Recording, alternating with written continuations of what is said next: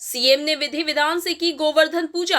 मुख्यमंत्री निवास स्थित गौशाला में विधि विधान पूर्वक मंत्रोच्चारण के साथ पूजा अर्चना की। डॉक्टर मोहन यादव ने गौ माता को दुलारा। वहीं मुख्यमंत्री डॉक्टर मोहन यादव ने बहिरंग मंच में आयोजित गोवर्धन पर्व का दीप प्रज्वलित कर शुभारंभ किया।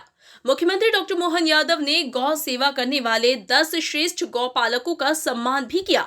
कार्यक्रम में स्वामी अच्युतानंद और गौ संरक्षण के क्षेत्र में विशेष कार्य करने वाले स्वामी हरि ओमानंद भी विशेष रूप से उपस्थित रहे। इस मौके पर मुख्यमंत्री डॉक्टर मोहन यादव ने अपनी बात रखी। हमारी संस्कृति उत्सव प्रधान संस्कृति है और हर त्योहार पर्व से हमको जीवन के विविध रहस्यों से परिचय भी आता है और आनंद में डूबने का मौका भी मिलता है। सच्चे अर्थ में दीपावली तो किसानों की दिवाली है। भारत कृषि प्रधान देश है, ऐसे में हमारे अपने सह अस्तित्व की भावना का सर्वोच्च प्रमाण है ये हमारी गौमाताओं के साथ हमारे संबंधों की व्याख्या। जैसे वेद वाक्य में कहा गया, गावो विश्वस्य मातरः है, हमारी माँ से हमारा जन्म होता है, लेकिन ये चराचर जगत की जननी अगर कोई है तो वो गौमाता है। गौमाता के जीवन से भारत की उन्नति, प्रगति, इतिहास सदैव गौरवान्वित होता आया है। मुझे इस बात की प्रसन्नता है। आर्थिक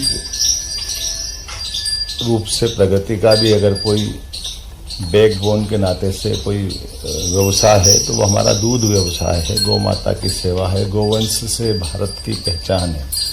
ऐसे में हमारे यहाँ गीता, गंगा, गोवर्धन से ही जुड़ी हुई गौ माता का इतिहास है। भगवान कृष्ण को भी गोपाल की संज्ञा सर्वाधिक प्रिय लगती थी, उससे वो गिरधर भी कहलाए और उसी से वो मुरलीधर भी कहलाए।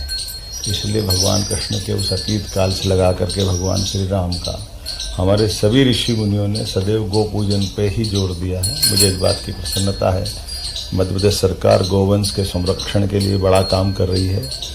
2019 की जनगणना में 1,39,00,000 से ज़्यादा हमारे पास गोवंश है, जो भारत में जनगणना की दृष्टि से गोवंश की गणना में तीसरे नंबर पर है। हम कोशिश कर रहे हैं कि हमारे यहाँ गोवंश का ये जो क्रम है नंबर 1 पे आए। जो गौशालाएँ हैं उन गौशालाओं की संख्या बढ़े, गौशालाओं पे अनुदान हम बढ़ा रहे हैं, छाया की, पीने के पानी के सारे प्रबंध करके, खास करके किसानों की आय बढ़ाने में गोवंश का सबसे बड़ा योगदान है। इसलिए गोपालन को बढ़ावा देना ये पशुपालन कल्याण मंत्रालय के माध्यम से हम लगे हैं और मुझे इस बात का संतोष है कि सरकार इस मामले में गंभीर भी है और ठोस कदम उठा रही है। मेरी अपनी ओर से गोवर्धन पूजा के इस अवसर पर मैंने अपने घर में पूजा की है। अब सास की पूजा करने जा रहा हूँ। उसके बाद विजयपुर में सभी मित्रों के साथ में गोरस वो स्थान है जहाँ ऐसा कहते हैं कि भगवान कृष्ण भी गाय चराने मथुरा से मुरैना के उस विजयपुर श्योपुर के बेल्ट में गोरस तक आते थे। उसकी स्मृति में आज भी हजारों गोवंश गिर नस्ल का वहाँ मिलता है।